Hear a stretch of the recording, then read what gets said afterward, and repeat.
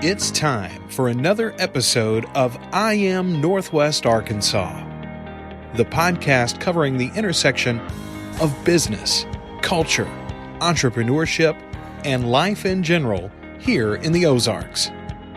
Whether you are considering a move to this area or trying to learn more about the place you call home, we've got something special for you.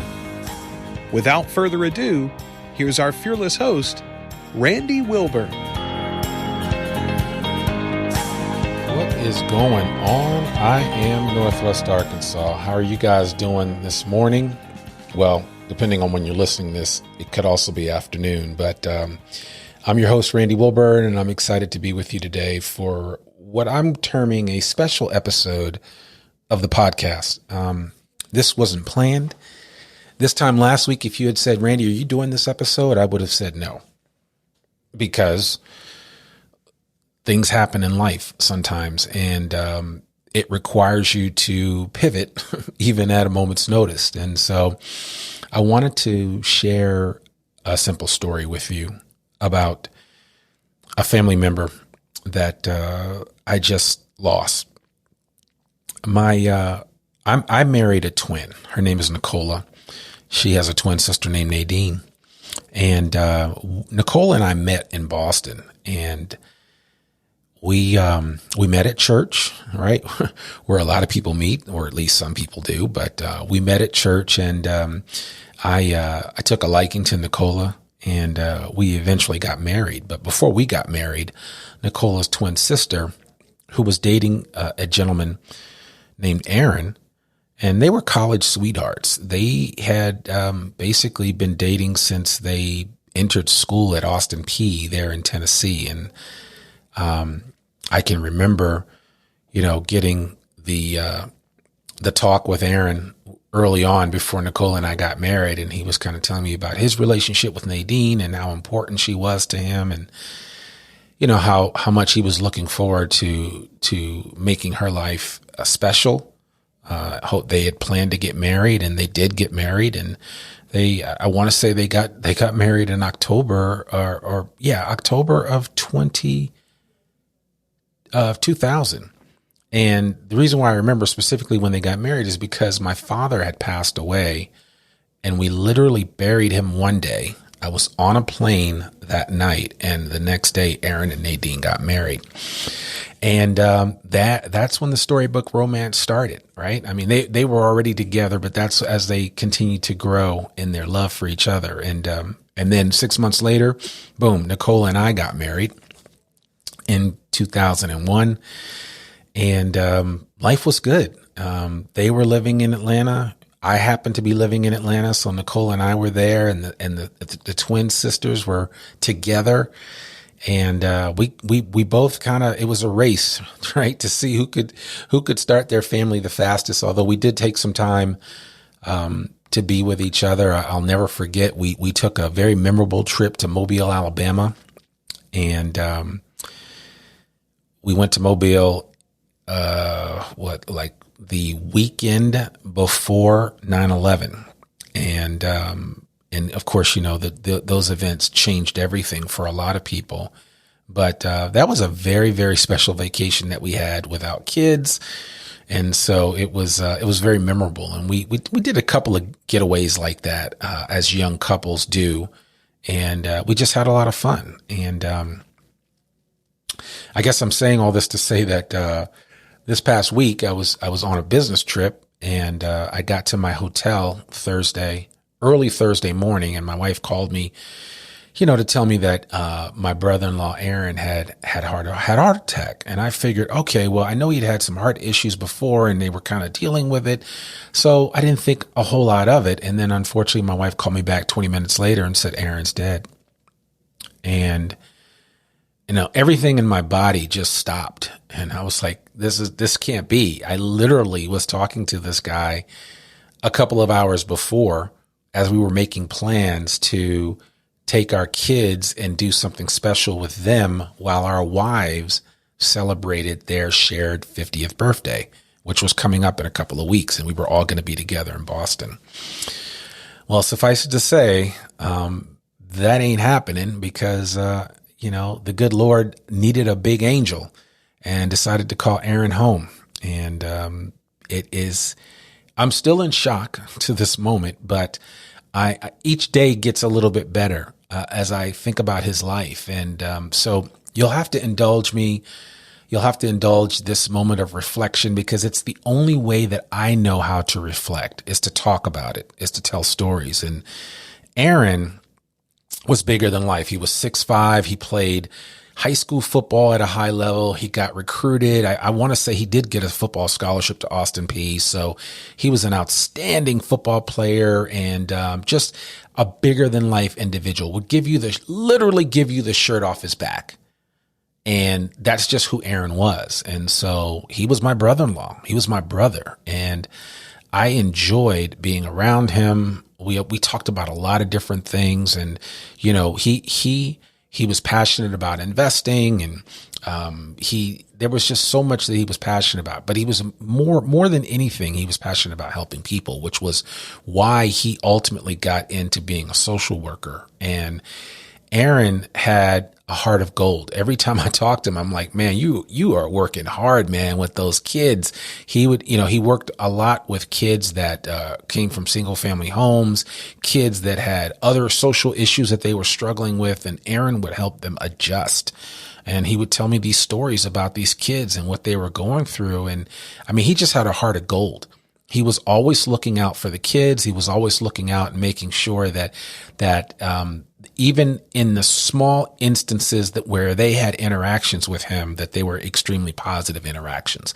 And sometimes I remember him telling me stories of kids that he would have to really put in check, maybe because of how they were treating their mother or a grandparent or something like that. And, he had to remind them, but he was a big dude. So you weren't going to mess with him, and you weren't going to give him too hard of a time, because he looked like he would knock you out. And so I think people would mistake, just because he was a big dude, and say, oh, well, this guy might be meanie, but he was the biggest softy ever. And he was especially a softy for his kids.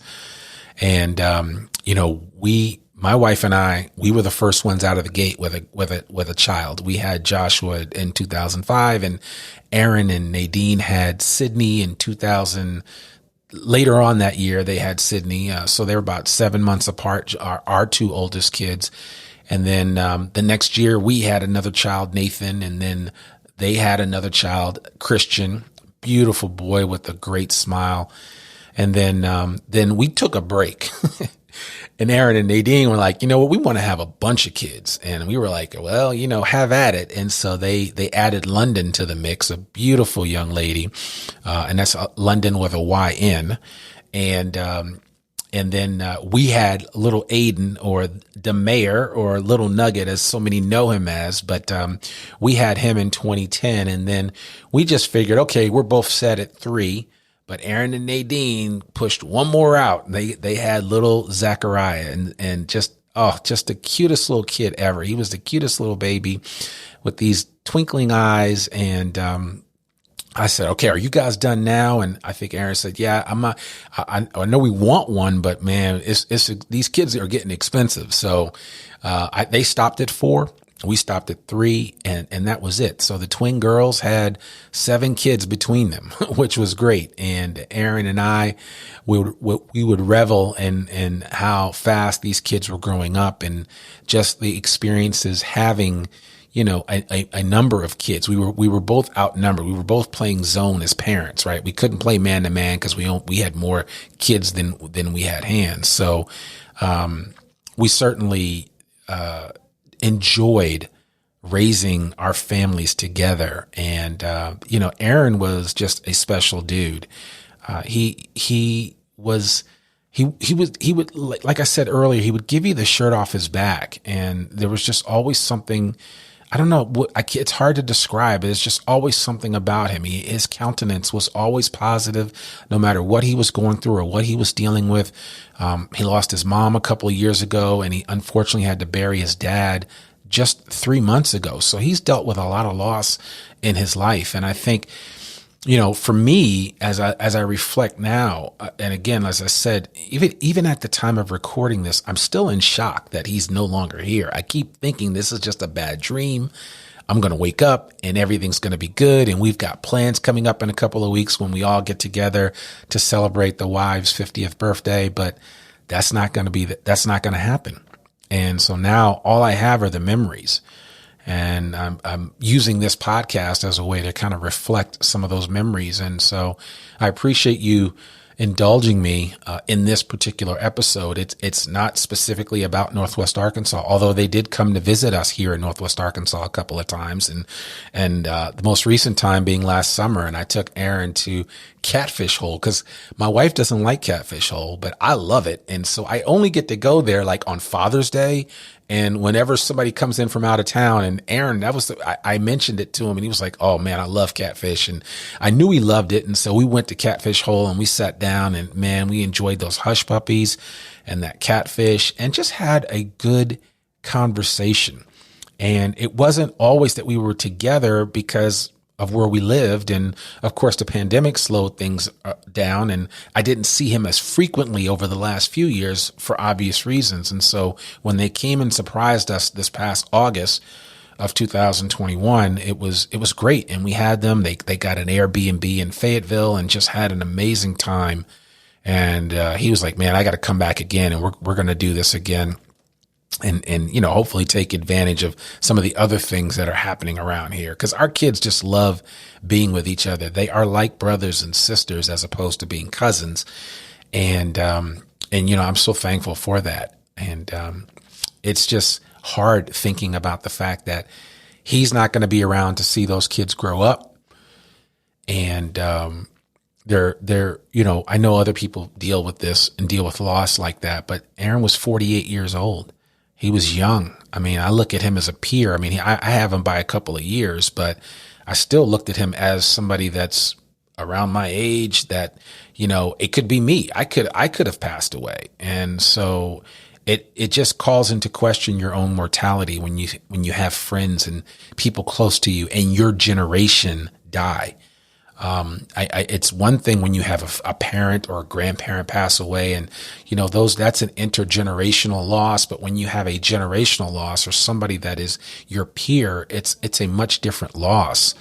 At least for me, it is. And it'd be interested to know what your thoughts are about that after you've listened to this episode, because I think we all grieve, we all deal with loss differently, and honestly, this is my way of grieving, is to celebrate this man's life, because not only did he mean so much to his own personal family, but he meant so much to me. And, it's one of those things where we don't always get our flowers while we're still around. But I think it's important for us to be mindful of handing out flowers as often as possible. And flowers are really a metaphor for accolades and a metaphor for acknowledgement of how special somebody is in your life.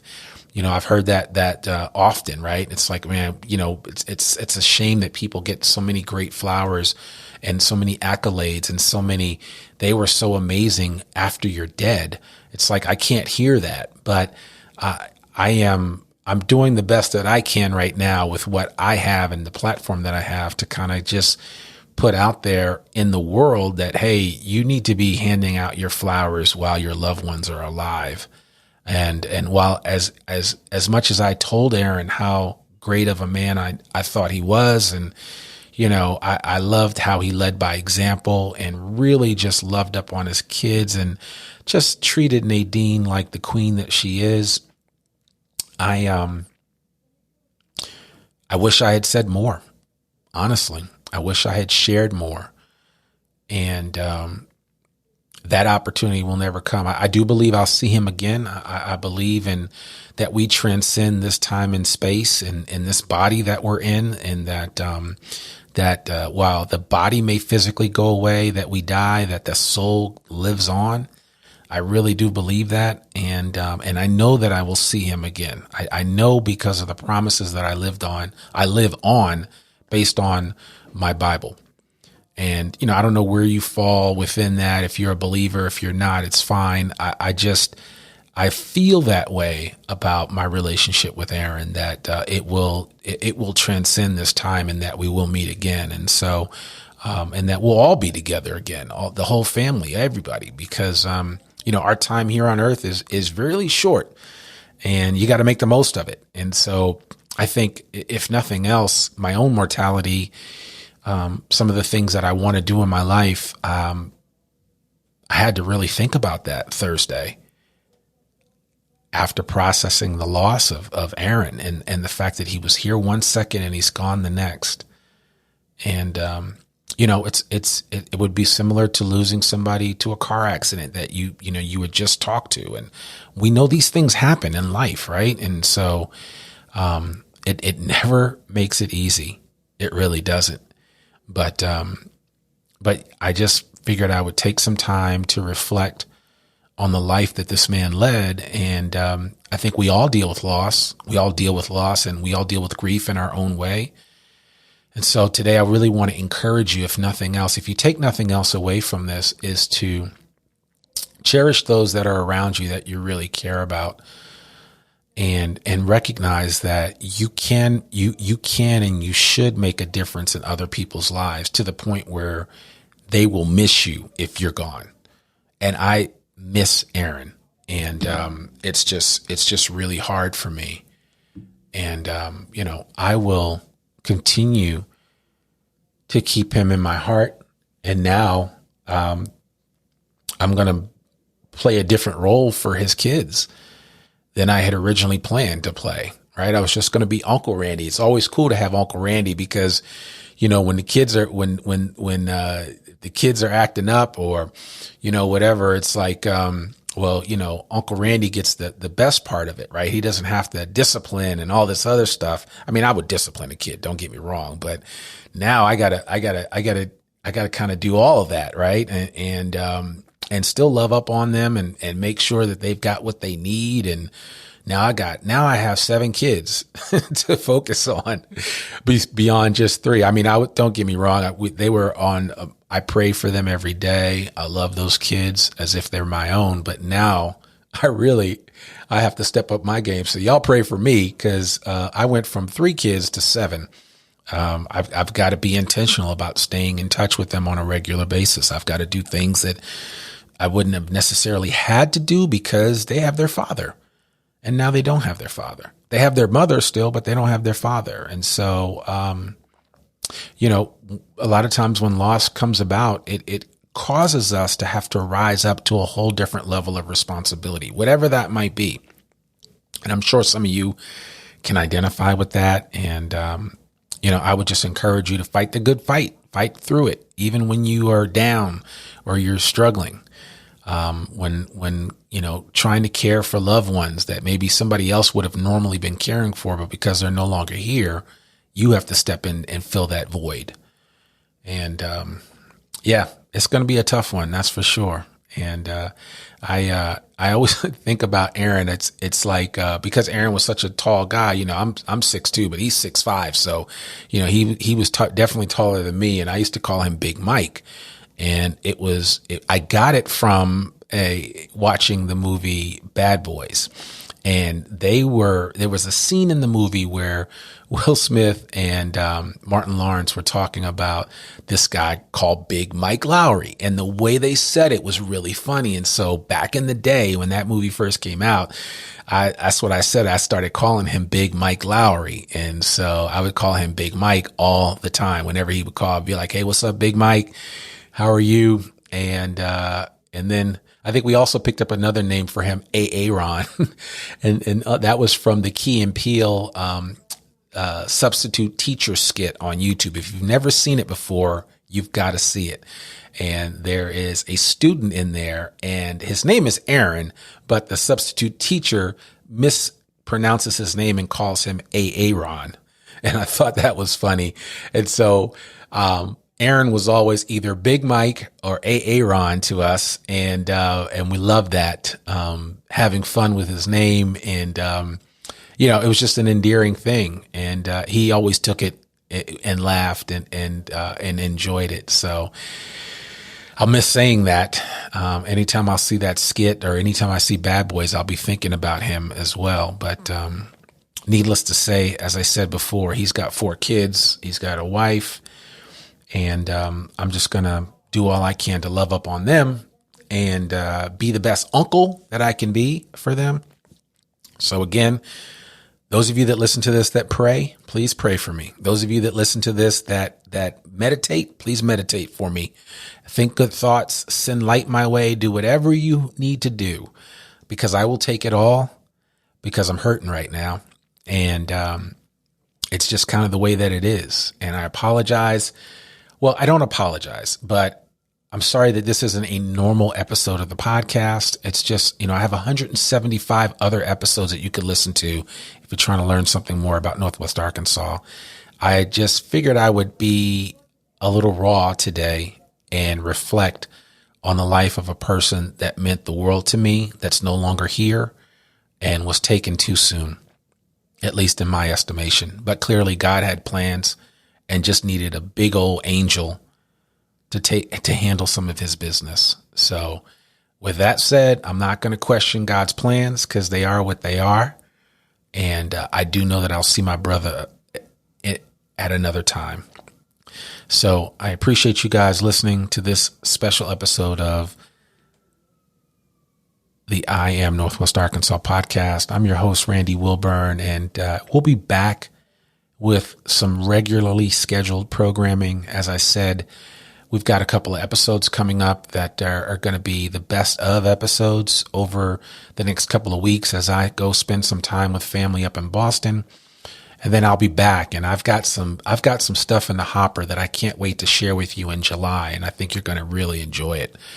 But in the meantime, do me a favor, call somebody up that you haven't spoken to in a while, but that means the world to you, and tell them how much you love them, how much you care for them.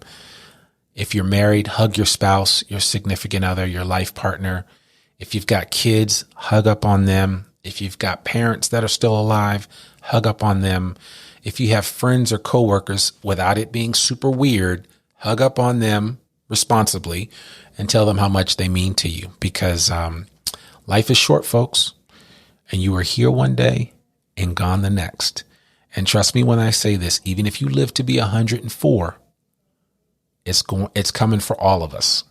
We are all in line. We just don't know the hour or the day that we get called home. So be encouraged by that and make every minute count. I'm Randy Wilburn, and you've been listening to another episode of the I Am Northwest Arkansas podcast. We'll see you soon. Peace. We hope you enjoyed this episode of I Am Northwest Arkansas. Check us out each and every week, available anywhere that great podcasts can be found. For show notes or more information on becoming a guest, visit IamNorthwestArkansas.com. We'll see you next week on I Am Northwest Arkansas.